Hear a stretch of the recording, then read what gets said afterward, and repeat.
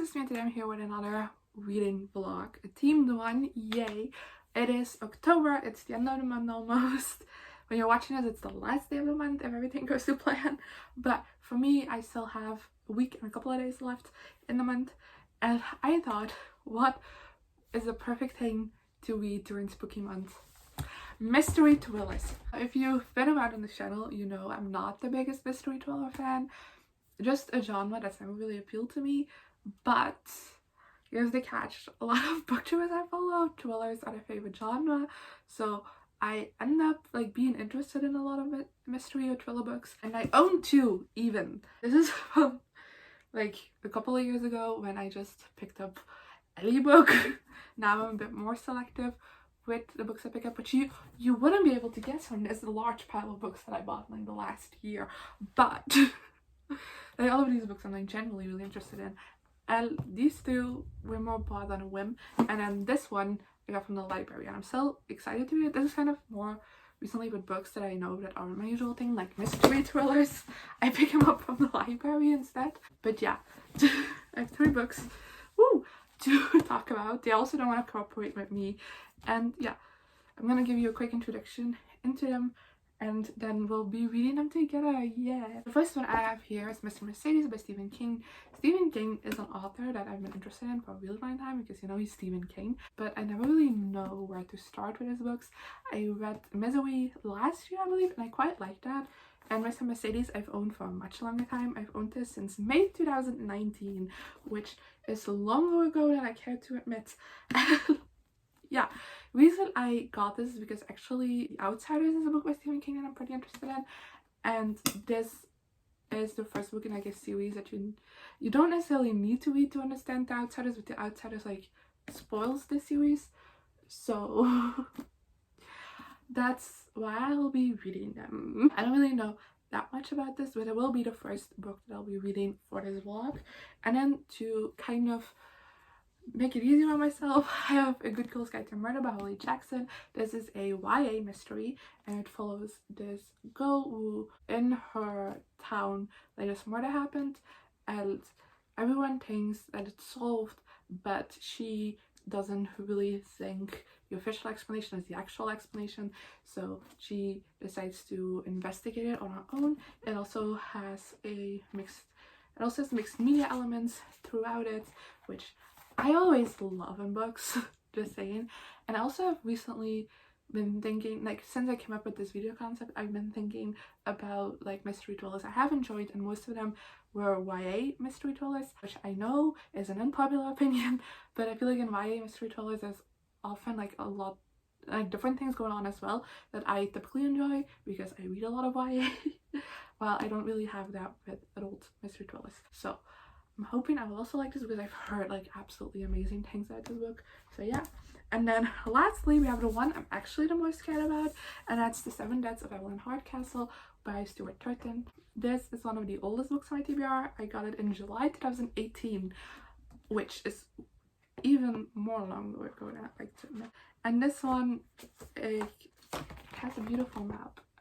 Thank you. I think this takes place at a dinner party, and at the end of the night one of the guests dies. We follow a protagonist who is like wakes up in a different body every day and has to solve this murder, and like the day kind of circles itself. I'm so bad explaining this, I apologize, but I've also recently discovered that I really like stories that is like stuck in the same day. I recently watched Happy Death Day, which is a movie that also does that, and I really liked it, so I am curious to see how this book will deal with that.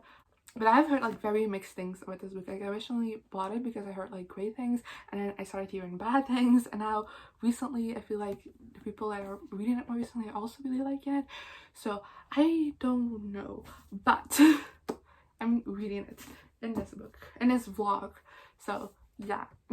I hope you'll enjoy this, and yeah, I'll talk to you when I'm halfway through Mr. Mercedes. Hi, I'm here to talk to you because I'm halfway through Mr. Mercedes. I did it. I have thought. But let me first explain to you what this book is about. This book follows Bill Hodges, who is a recently retired detective, and basically ever since he's been retired, he just like has felt no purpose in life, and he was like very well known to like solve a lot of cases, but there's just one big case that he never solved. Well, there's several, but like one important one, and that's the case of the Mercedes killer. And that was basically like someone who drove a car into like a mass of people and killed a bunch of people like that. And now at the beginning of the novel, Bill Hodges gets a letter from someone who claims to be the Mercedes killer, and kind of makes him excited about life again. And he goes to investigate who this Mercedes killer could be. And then actually a thing that's interesting is that this both follows the perspectives of Bill Hodges as well as Brady Hartsfield, who is actually the Mercedes killer. So I didn't know that going into this, and I thought that was pretty interesting. Also very confusing, because he spent like a couple of chapters in Bill Hodges' perspectives, and then like all of a sudden, without a warning, the next chapter switches to Brady's perspective, and it was very disorientating for a little. But yeah, that's the setup for this book, and I'm not liking it as much. I just think it's very, very slow. Like, there are things happening, but it's just like small revelations that Bill Hodges is making about this case. Nothing like big is happening, and I just, the way it's written is just very slow. I'm not having a great time. I hate Brady's perspective so much, and not just because he is a murderer, because you know that's a different thought process than most people. I don't hate that per se, but he is also just like a racist, a sexist, a homophobe, he's fatphobic as well, and it's so explicitly written that I'm just like, no, I don't want to read about a person who has these kind of thoughts. So I'm not liking that perspective, but for the rest, I'm not saying it should have been cut out, because I do think like the back and forth between the two was interesting, and like seeing Brady react to things that Bill Hodges is like discovering and stuff like that is interesting, but could he just be like a little bit less of a vile human being? Like, I'm not gonna have sympathy for a mass murderer anyway, so don't need to make him a racist, homophobe, sexist, like a fatphobic. Like, I don't need all of that. But it's there. I'm a bit bored. I'm also just reading this very slowly because I was planning on finishing this book today, and I just got halfway through. I don't think I can finish this today, but I'm still gonna try. Hi, it's early. I just woke up. How are you doing? This has nothing to do with reading for a second, but I just want to talk about it because it shows my sheer stupidity. Last week, they started construction on the roof of my neighbor's house, which has been very loud and woke me up every single day. And then this weekend, they didn't do construction. I thought, oh, they're done. No, they just don't work on weekends, you know, like normal people.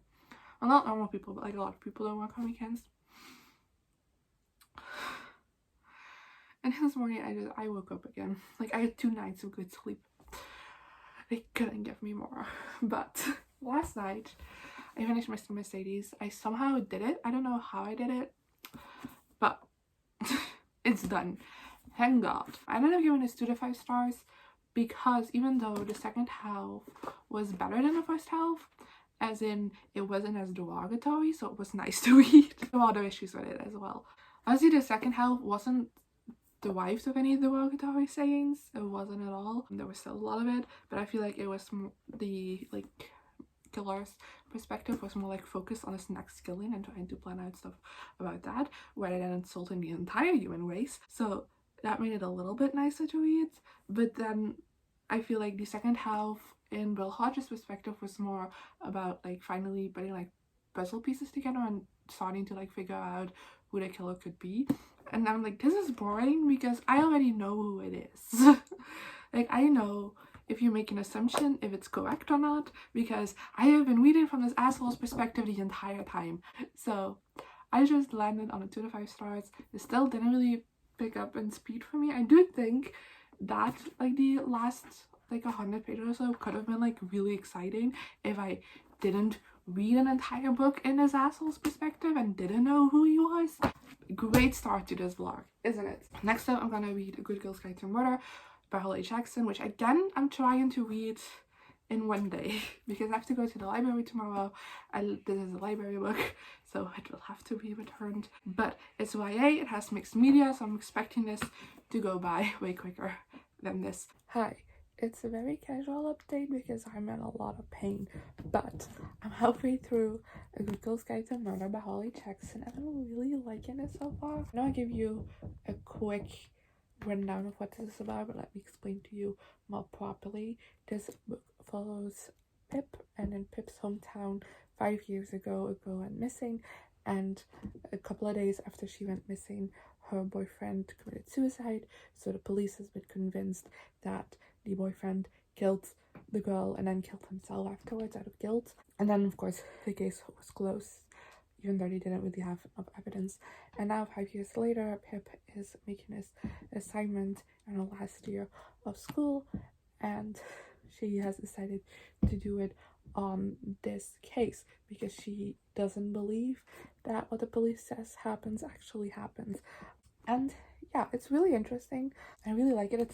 I also told you in the beginning that it also has like a mixed media element throughout it, and I really like how that is being used throughout the book because we're getting like chapters just like regularly, and then at the end of the chapters we get like little like interviews that she did, transcripts, or like messages, or just like her notes, writing down what she like how her thought process is going at this point in the investigation. And I don't know, I think it's a very interesting element to it. I really like Pip as a main character. I think she's very interesting. She has a very fun sense of humor, and I don't know, I'm just enjoying reading from her perspective, and how she like looks at these things is very interesting. And then the group of side characters, so like her friends and everything, are also really interesting, and I'm enjoying them as well, even though it's been a little bit since we've seen them in a scene. I like them. I also really like Pip's family and how that is explored in this book as well. I'm really liking it.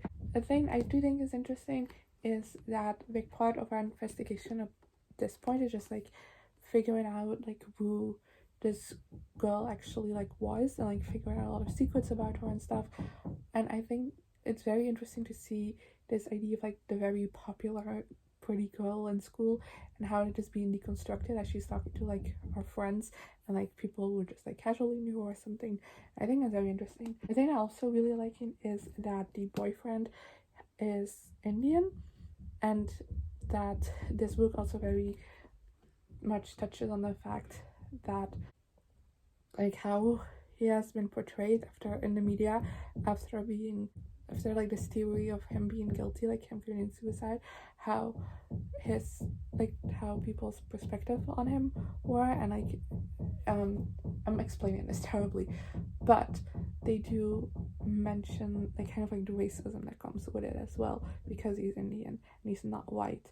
Like very much in the beginning, Pip interviews a journalist who has reported a lot on this case, and she like pointed out the hypocrisy of like, you use terrible names to describe this guy even though there was never a trial. Like they aren't sure that he did it. It hasn't even been a body found, but you still use like this vile language to describe him as like a monster and a murderer, whilst you also around the same time reported on a white guy who has confessed to murdering several people, and you talk to him in sympathy a little bit. And I think that was an interesting discussion in his book, and how that's still being done as the boyfriend's brother helps her investigate this case.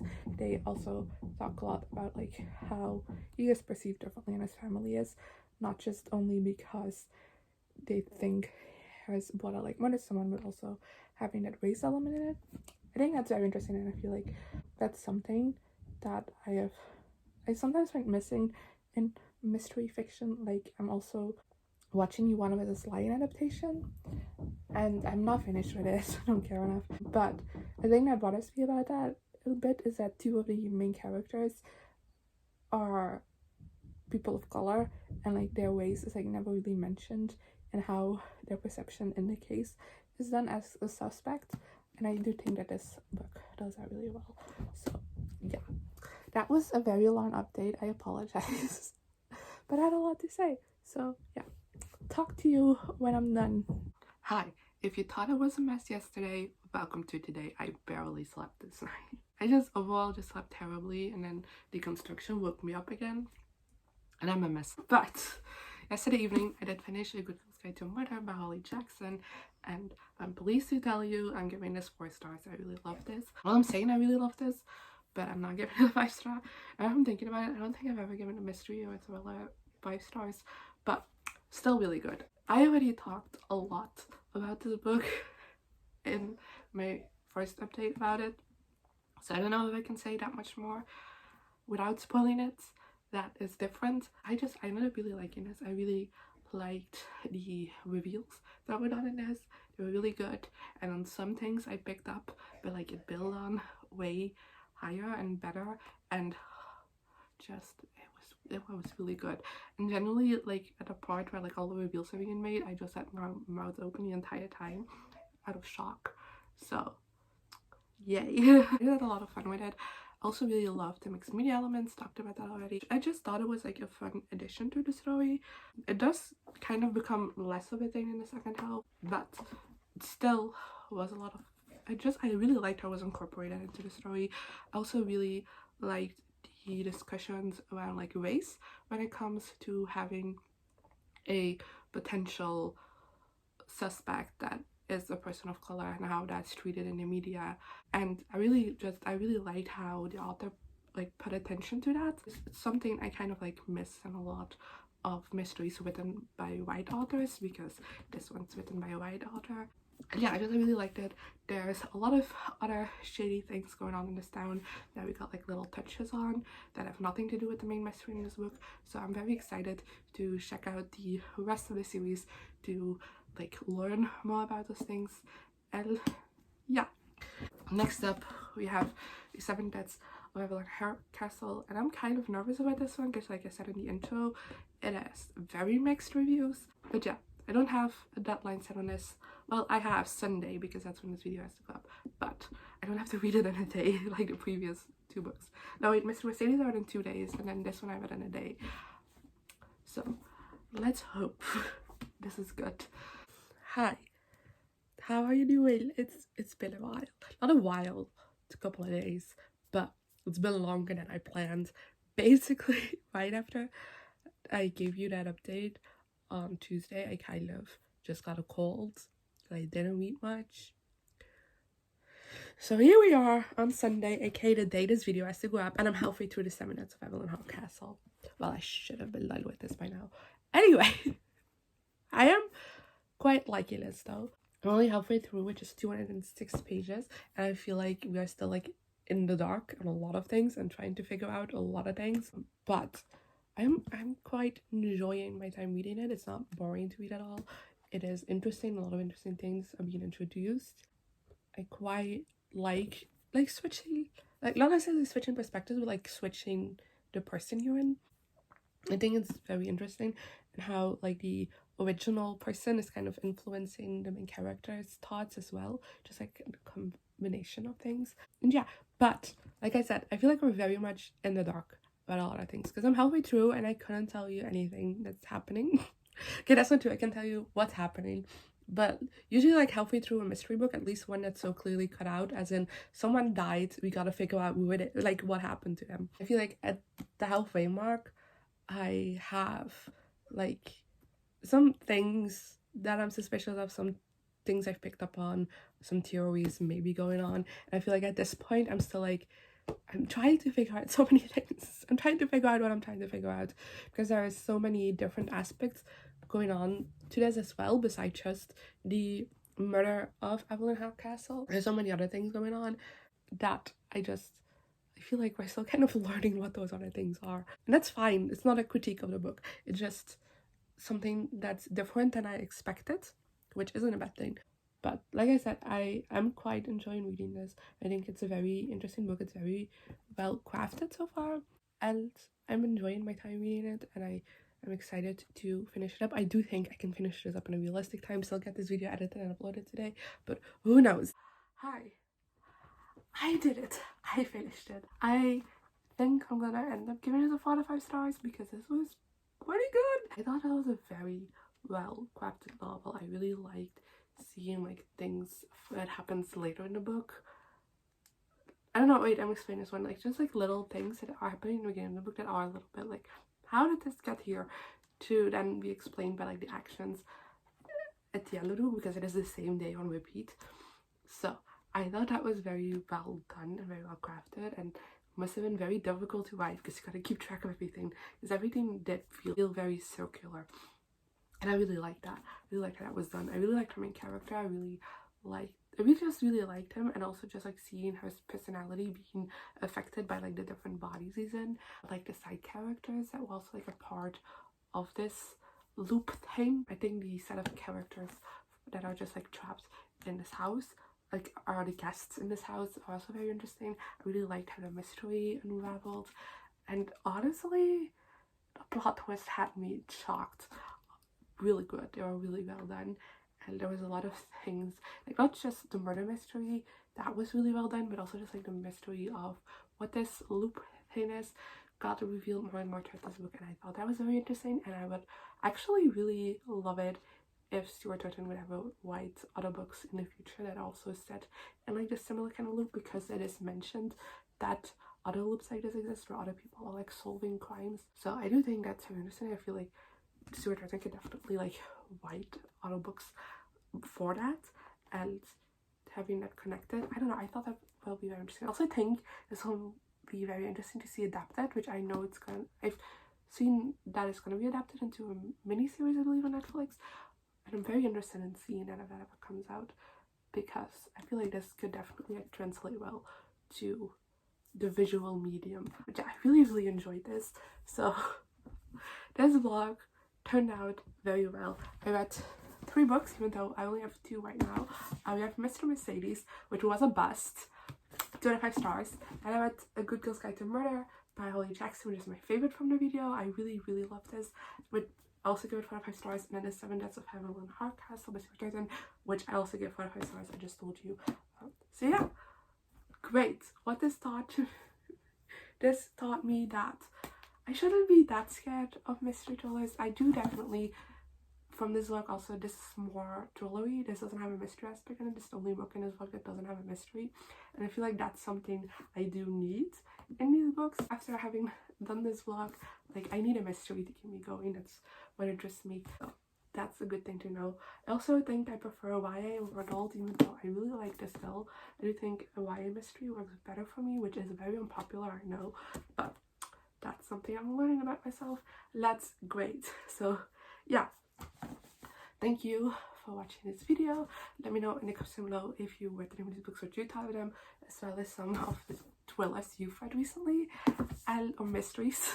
And then I guess I'll see you guys next time. Good. Here I am again, the same old situation. Why does the guy thing have to be so